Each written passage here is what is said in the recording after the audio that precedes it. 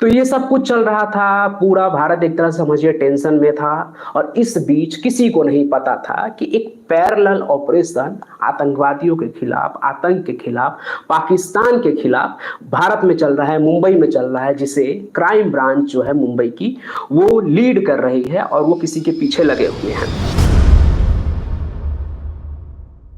तो हम बात कर रहे थे कहाँ पे कि एक फोन नंबर का पता चलता है मुंबई में, जो पाकिस्तानी लोगों से बातचीत कर रहे थे। तो उस नंबर को ट्रेस किया जा रहा था, लेकिन शुरुआत के टाइम में जो है ना, कुछ भी पता नहीं चलता और ऑफिसर से इनपुट मिलती है, बस उसके पीछे, वो नंबर के पीछे लगे होते हैं।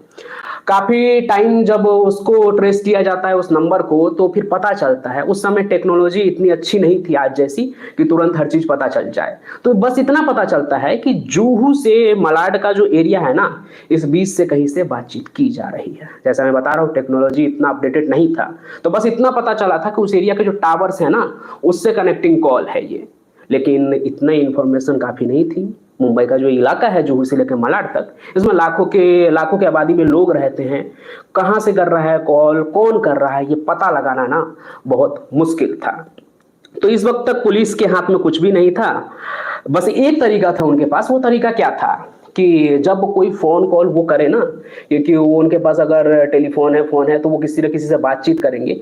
उस दौरान जो ऑफिसर्स उस नंबर को ट्रेस कर रहे हैं, उनकी निगरानी कर रहे हैं, वो बड़े ध्यान से उस कॉल को सुने और पता लगाने की कोशिश करें कि जहां से ये लोग बात कर रहे हैं वहां आसपास में किस तरह का माहौल है, क्या आवाज आ रहा है, जिससे कि वो डिटेक्ट कर पाए कि ये लोकेशन क्या हो सकती है। लेकिन यही सब करते करते लगभग 3 दिन निकल जाते हैं और कुछ भी उनके हाथ नहीं आता है। उधर हाईजैक का जो सिचुएशन होता है वो तो होता ही है, और लगभग इस बीच में जो वो कॉल रिकॉर्डिंग लगातार सुनते रहते हैं 24 घंटे, तो उन्हें पता चलता है कि जहां से ये कॉल किया जा रहा है ना मुंबई से, उसके आसपास में कोई कैटल सेट है और उसके आसपास अजान की भी आवाज आती है। मतलब जहां से ये कॉलर बातचीत कर रहा है वहां पे जरूर कोई या तो मवेशी ववेशी को पाला जा रहा है, और पास में कोई मस्जिद भी है जहां पर 5 वक्त का नमाज होता है। तो इस चीज को पता लगा कर ना, जुहू और मलाड के एरिया में जितने भी ऐसे टारगेटेड लोकेशंस हो सकते थे, उन सभी की तलाशी ली जाती है, लेकिन कुछ भी हाथ फिर भी नहीं लगता है। इस दौरान तक जो है हाईजैक का सिचुएशन काफी बद से बदतर हो गया था। 3 दिन हो गए थे, हाईजैकर्स कांधार में थे, तालिबानियों के बीच घिरे थे।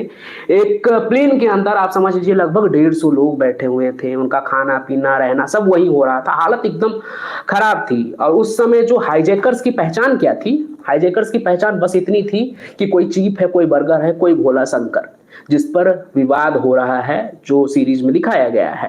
हालांकि जो नाम उस वक्त प्लेन में दोहराए जा रहे थे, पैसेंजर्स को लगा कि ये लोग वही हैं।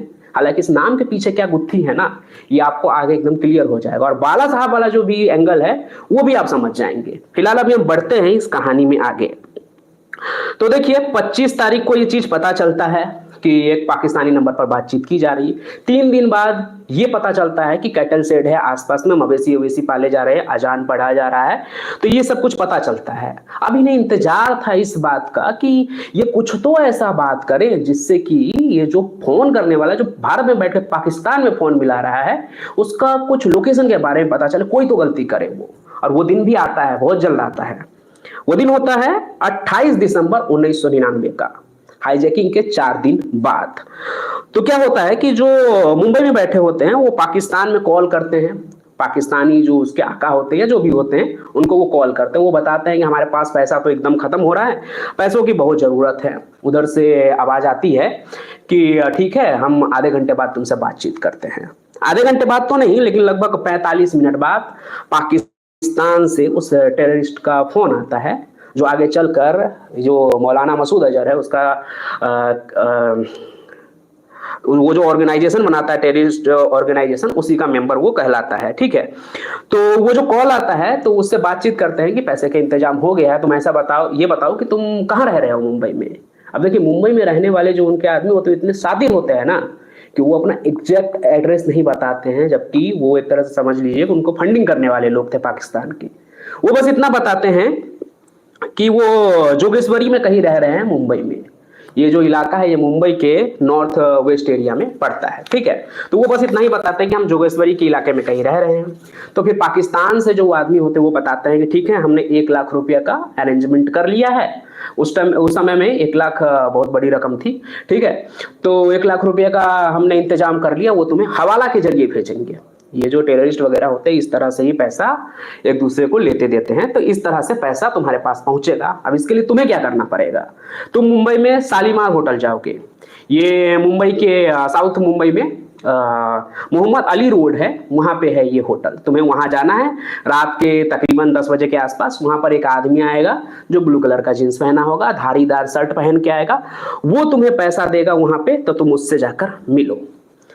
अब यहां पे क्राइम ब्रांच को एक बहुत बड़ा ब्रेक थ्रू मिलता है, कह लीजिए कि उनके सामने वो आदमी आ सकता है। एग्जैक्ट लोकेशन इस बार पता चला था कि साउथ मुंबई का शालीमार होटल। और ये भी पता चल गया था कि उनको देखा कैसे जाए, पहचाना कैसे जाए कि वो ब्लू जींस पहना होगा, धारीदार शर्ट पहना होगा, ठीक है। लेकिन यहां पर क्राइम ब्रांच पहले से ये तय कर लेती है कि वो वहां पहुंचेंगे तो, लेकिन उस बंदे को अरेस्ट नहीं करेंगे। क्योंकि अगर वहां पर अगर उसे अरेस्ट कर लिया जाता तो फिर क्या होता कि उसके जो बाकी साथी होते जो कहीं छिपे हो सकते थे वो सभी एक तरह से छिप सकते थे, भाग सकते थे। इसलिए यह तय हुआ कि इनको अरेस्ट नहीं किया जाएगा, बल्कि हम वहां पहुंचेंगे, वहां पहुंच के उन पे नजर रखेंगे और हमारा मेन टारगेट होगा जो पैसा लेने आ रहा है, जिसे पैसों की जरूरत है, जो सब कुछ मुंबई में रह के ऑपरेट कर रहा है, क्या कर रहा है तभी पता लगेगा। तो सिर्फ हमें उसे ऑब्जर्व करना है, उसका पीछा करना, पता लगाना है कि वो रहता कहाँ है। तो क्राइम ब्रांच की अपनी ये प्लानिंग थी। इसके तहत ही वो अपने जो ऑफिसर्स होते हैं उनको सादे वर्दी में वहां भेज देते हैं और जो कॉल करने वाला आदमी होता है उस पर नजर रखना था। सभी शालीमार होटल के आसपास मौजूद हो जाते हैं। लगभग 9 बजे ही जो टाइम था उससे पहले ही वो पहुंच जाते हैं और सीक्रेटली वहां पे छुपे होते हैं, ठीक है। तो उसके बाद ना उन्हें 10 बजे के करीब एक आदमी दिखता है जो हुलिया बताया गया था कि ब्लू जींस पहन के आएगा, धारीदार शर्ट होगा, ठीक है। वो वहां पैसा देने आएगा। कुछ देर बाद वो वहां आता है, होटल के अंदर चला जाता है और उससे वो आदमी वहां मिलता भी है जो शायद वो फोन कॉल करने वाला था। वो लोग होटल के अंदर जाते हैं, होटल से बाहर निकलते हैं।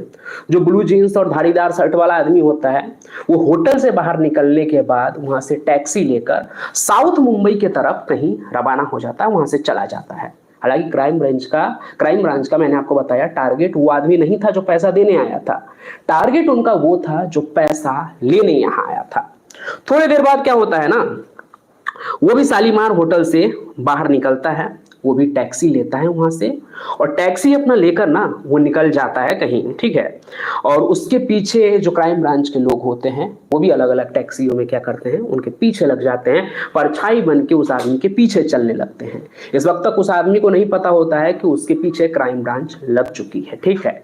इसके बाद वो यहां से निकलता है और वो टैक्सी कहां पे पहुंचता है, मुंबई सेंट्रल रेलवे स्टेशन। काफी भीड़ भाड़ वाला इलाका होता है, वहां पहुंचता है, टैक्सी रुकता है, ये बंदा पैसा पे करता है किसी नॉर्मल इंसान के तरह और मुंबई सेंट्रल जो रेलवे स्टेशन है ना वहां चला जाता है।